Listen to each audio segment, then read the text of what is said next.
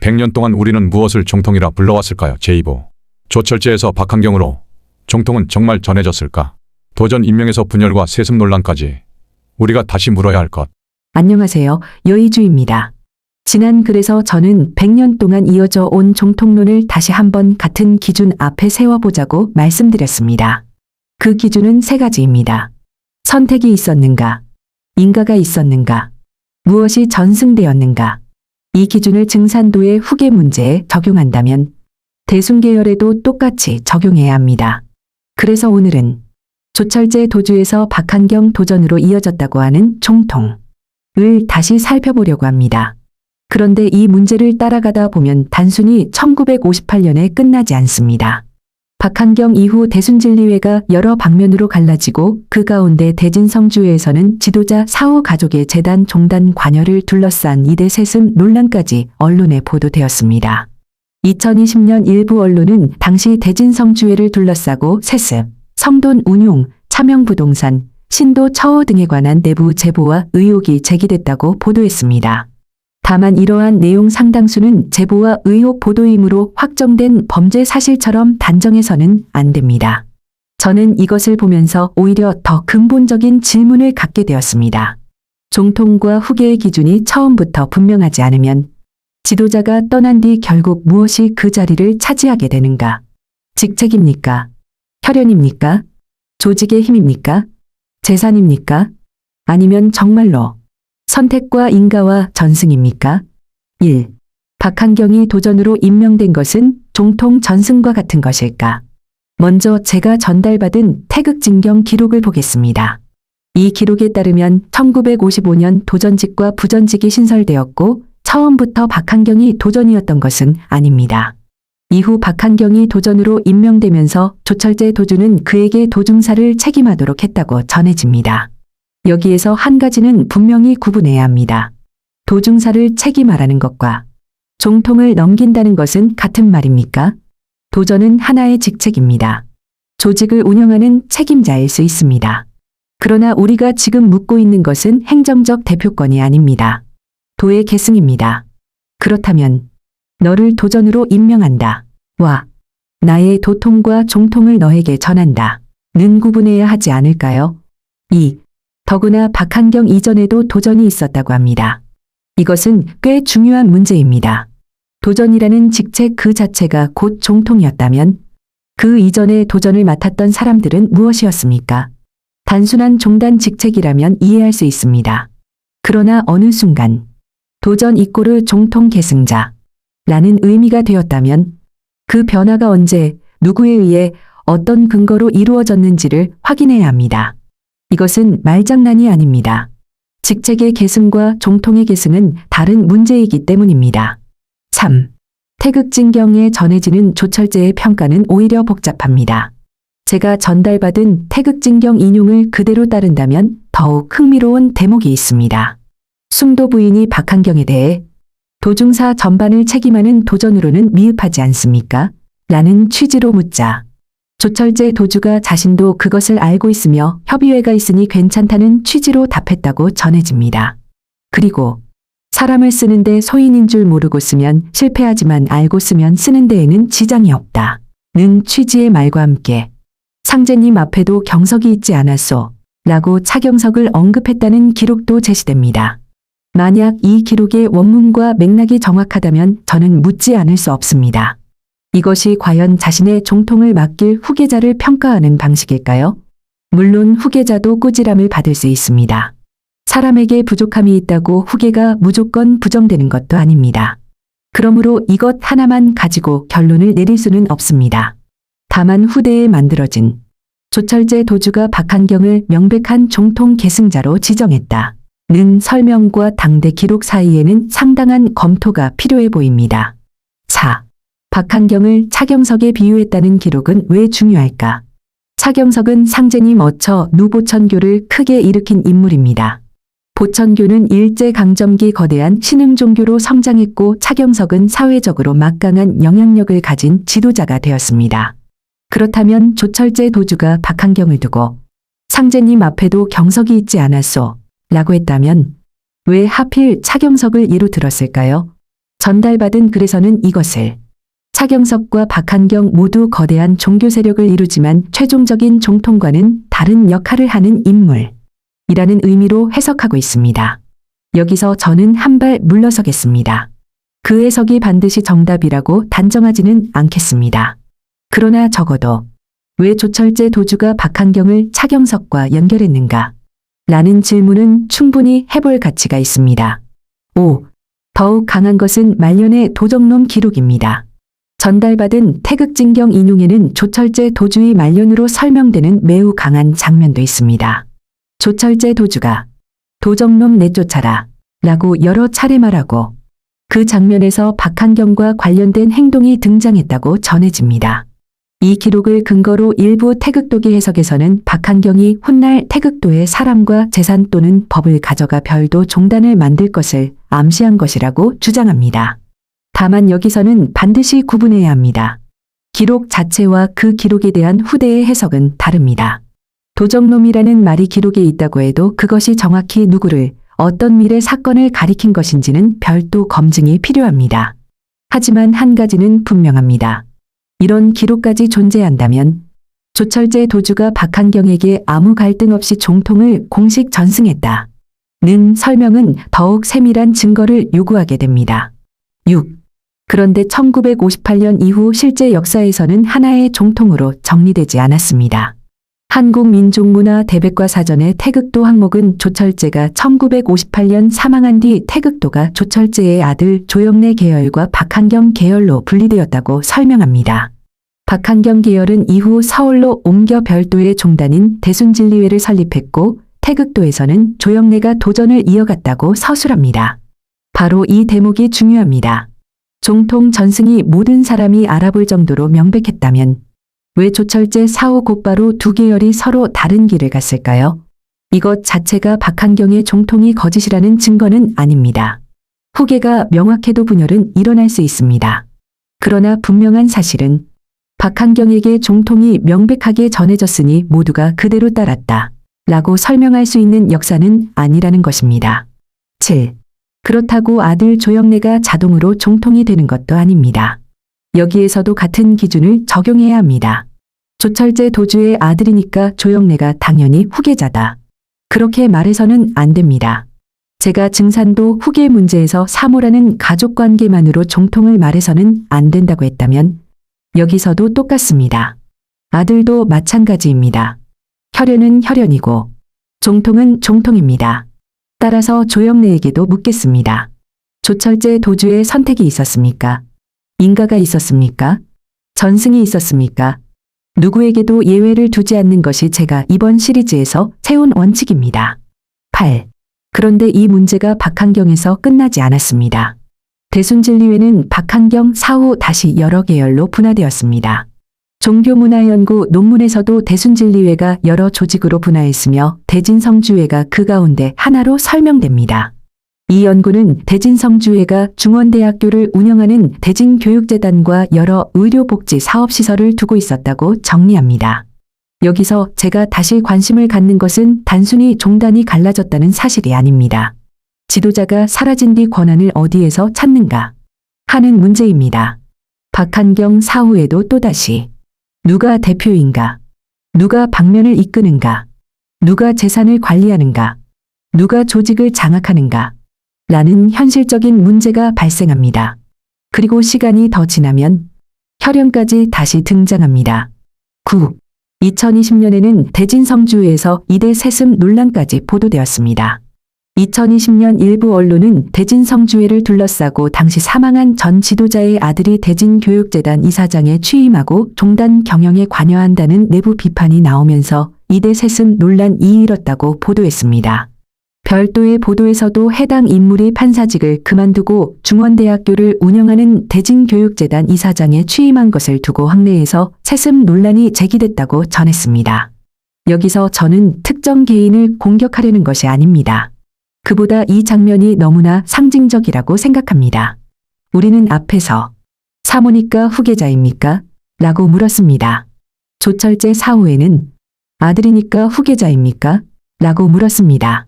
그리고 시간이 흐른 뒤 다시 지도자의 아들이 재단과 종단 운영에 관여한다는 세습 논란이 나타납니다. 100년 동안 질문이 계속 반복되고 있는 셈입니다. 10. 왜 종교에서 세습 문제가 반복될까요? 저는 이것을 단순히 사람들의 욕심 때문이라고만 보고 싶지는 않습니다. 더 구조적인 문제가 있다고 생각합니다. 후계의 기준이 분명하지 않기 때문입니다. 누가 선택되었는지, 어떤 권한을 받았는지, 무엇이 전승되었는지, 종교적 권위와 법인의 재산권이 어떻게 구분되는지, 대표직과 종통이 어떻게 다른지, 이것을 명확하게 해놓지 않으면 지도자가 떠난 순간 빈자리가 생깁니다. 그 빈자리를 혈연이 차지할 수도 있고, 고위 간부가 차지할 수도 있고, 재산을 관리하는 사람이 차지할 수도 있고, 가장 많은 신도를 가진 방면이 차지할 수도 있습니다. 그러면 종통의 문제가 어느 순간 종권의 문제가 됩니다. 그리고 종권의 문제는 다시 재산과 경영권의 문제로 이어질 수 있습니다. 11. 실제로 대진성주회를 둘러싼 보도는 종교와 재산이 얽힌 문제를 보여줍니다. 2020년 보도에서는 내부 제보자들을 인용해 성돈 운용, 차명부동산, 조직 내부의 경영권 갈등, 신도들의 노동 및 생활 환경 등에 관한 여러 의혹을 제기했습니다. 하지만 이 부분은 반드시 정확하게 말해야 합니다. 제가 확인한 보도는 주로 내부 제보와 의혹을 전달하는 기사입니다. 따라서 차명부동산 횡령이 사실로 확정되었다거나 모든 고위 간부가 성돈을 횡령했다. 고 제가 단정할 수는 없습니다. 그것은 수사나 재판을 통해 확인되어야 할 문제입니다. 다만 중원대학교와 대진교육재단을 둘러싼 별도의 건축 관련 사건에서는 재단 학교 관계자 일부가 유죄 판결을 받은 사례가 보도됐고, 당시 안영일 이사장은 자신에게 적용된 일부 혐의에 대해서는 무죄를 선고받았다고 보도됐습니다. 즉 사실과 의혹을 구분해 보아야 합니다. 12. 제가 주목하는 것은 누가 얼마를 가져갔느냐보다 더 근본적인 문제입니다. 이 시리즈는 비리 폭로 시리즈가 아닙니다. 제가 정말 궁금한 것은 이것입니다. 상제님의 도를 이어간다고 출발한 종교가 왜 시간이 흐르면 후계, 직책, 방면, 법인, 재산을 둘러싼 갈등으로 변하는가? 처음에는 누가 도를 이었는가를 이야기합니다. 그러다가 누가 종단을 대표하는가? 로 바뀝니다. 그 다음에는 누가 재단과 사업체를 관리하는가? 가 되고 마지막에는 누가 그 자리를 물려받는가? 라는 문제가 나타납니다. 이 과정에서 가장 먼저 사라지는 질문이 있습니다. 상제님의 말씀은 어디에 있습니까? 13. 이것이 제가 종통과 종권을 구분하고 싶은 이유입니다. 종통은 도의 계승이어야 합니다.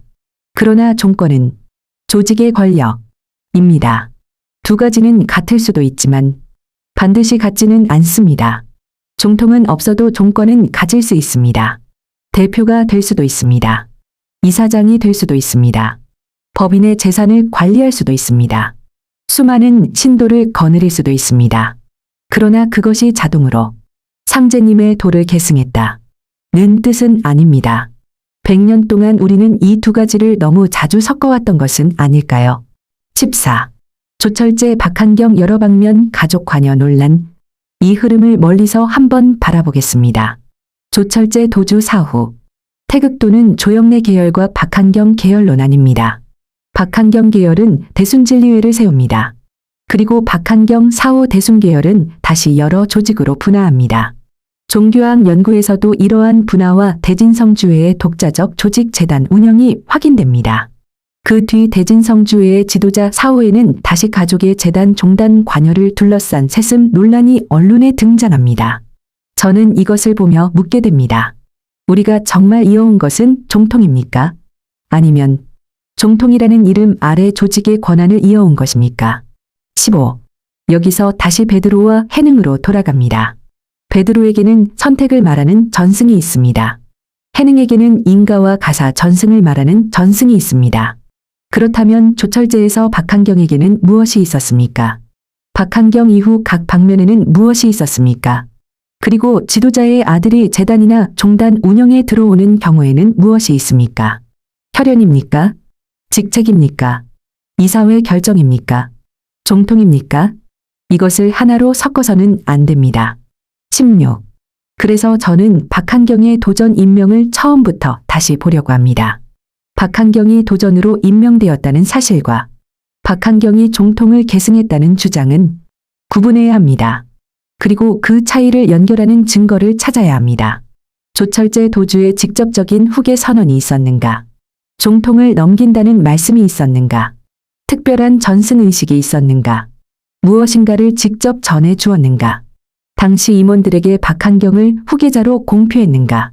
그것이 있다면 보여주면 됩니다. 그것이 베드로의 선택에 해당하고 해능의 인가와 가사 전승에 해당할 것입니다. 17. 만약 그것이 없다면 다른 질문을 해야 합니다. 만약 명확한 종통 전승 기록을 찾지 못한다면 그때는 다음 질문으로 넘어가야 합니다. 조철제 박한경이라는 종통론은 언제 만들어졌습니까? 조철제 도주 생전에 있었습니까? 1958년 직후입니까? 대순진리회가 만들어진 이후입니까? 교리가 체계화되는 과정에서 만들어졌습니까? 그리고 태극도 조영래 계열은 왜 그것을 받아들이지 않았습니까? 이것이야말로 종통론을 이해하는 핵심이라고 생각합니다. 18. 저는 세습도 같은 기준으로 보겠습니다. 저는 가족이 종단의 일을 맡는 것 자체가 무조건 잘못이라고 생각하지 않습니다. 능력과 적법한 절차가 있다면 가족도 역할을 맡을 수 있습니다. 문제는 가족이라는 이유가 종교적 정통성의 근거가 되는 순간입니다. 사모니까 당연하다. 아들이니까 당연하다. 전임 지도자의 가족이니까 당연하다. 이 논리는 위험합니다. 종교 지도자의 가족과 법인의 이사장과 종단의 대표와 종통 계승자는 서로 구분해야 하기 때문입니다. 19. 그리고 재산 문제는 더욱 투명해야 합니다. 종교가 커지면 재산도 커집니다. 학교, 병원, 복지시설, 토지, 호텔, 각종 사업체까지 생겨날 수 있습니다. 실제로 대진성주에는 여러 교육, 의료 사업시설을 운영해온 것으로 학술 연구에서도 확인됩니다. 그렇다면 지도자가 사라질 때 가장 위험해지는 것도 바로 이 부분입니다. 누가 소유하는가? 누가 관리하는가? 누가 처분할 수 있는가? 신도의 헌금은 누구의 것인가? 종단 재산과 개인 재산은 어떻게 구분되는가? 이것을 명확히 하지 않으면 신앙의 후계 문제가 재산의 후계 문제로 바뀔 수 있습니다. 20. 결국 종통 문제가 왜 중요한지 이제 보입니다. 처음에는 종통 논쟁이 추상적인 종교 이야기처럼 보였습니다. 누가 진인인가? 누가 대두목인가? 누가 종통인가? 하지만 100년의 역사를 따라가 보면 그렇지 않습니다. 종통이 불분명하면 지도자 사후에 분열이 일어납니다. 분열하면 조직의 권한을 놓고 갈등합니다. 조직의 권한은 다시 재단, 학교, 병원, 토지, 사업체, 헌금의 관리 문제와 연결됩니다. 그래서 누가 후계자인가? 라는 질문은 단순히 신학적인 문제가 아닙니다. 조직과 사람들의 삶 전체에 영향을 미칠 수 있는 문제입니다. 마치며 저는 지금 대순을 무너뜨리기 위해 이 글을 쓰는 것이 아닙니다. 태극도를 옹호하기 위해 쓰는 것도 아닙니다. 대진성주회의 특정 인물을 공격하려는 것도 아닙니다. 오히려 100년 동안 계속 반복된 하나의 문제를 보고 있습니다. 지도자가 떠날 때마다 누가 뒤를 잇느냐를 놓고 갈라졌습니다. 그리고 어느 순간 후계의 문제는 직책의 문제가 되고 혈연의 문제가 되고 조직의 문제가 되고 때로는 거대한 재산과 경영권의 문제까지 됩니다. 그래서 다시 처음으로 돌아갑니다. 선택이 있었습니까? 인가가 있었습니까? 전승이 있었습니까? 사모라는 이유도 아닙니다. 아들이라는 이유도 아닙니다. 도전이라는 직책만으로도 아닙니다. 대표라는 자리만으로도 아닙니다. 종통을 말하려면 종통의 근거를 보여 주어야 합니다. 그리고 그 근거가 없다면 우리는 어쩌면 100년 동안 종통을 이어온 것이 아니라 종권을 이어온 것은 아닌지 스스로 물어야 합니다. 저는 이 질문을 증산도에도 묻겠습니다. 대순에도 묻겠습니다. 태극도에도 묻겠습니다. 대진성주회에도 묻겠습니다. 그리고 여의주나무에도 똑같이 묻겠습니다. 사람보다 말씀이 앞서고 있습니까? 권력보다 진리가 앞서고 있습니까? 재산보다 천하창생을 살리는 일이 앞서고 있습니까? 100년 동안 우리는 종통을 찾아 헤맸습니다. 이제는 그 종통이라는 이름 말에 무엇이 실제로 이어졌는지 확인해 볼 때입니다. 다음 글에서는 더 좁혀 들어가겠습니다. 박한경은 태극도의 종통을 계승한 것일까 아니면 태극도에서 갈라져 새로운 종단을 만든 것일까? 조영래와 박한경은 왜 갈라졌는가? 태극도의 법방은 대순진리 외에 어떻게 이어졌는가? 조철제 도주를 신앙하는 방식은 왜 달라졌는가? 그리고 결정적으로 박한경 자신은 자신의 종통을 무엇으로 설명했는가? 이번에는 후대의 주장보다 양쪽의 기록을 나란히 놓고 살펴보겠습니다. 종통을 믿기 전에 종통의 근거를 보겠습니다. 종권을 따르기 전에 진리를 보겠습니다.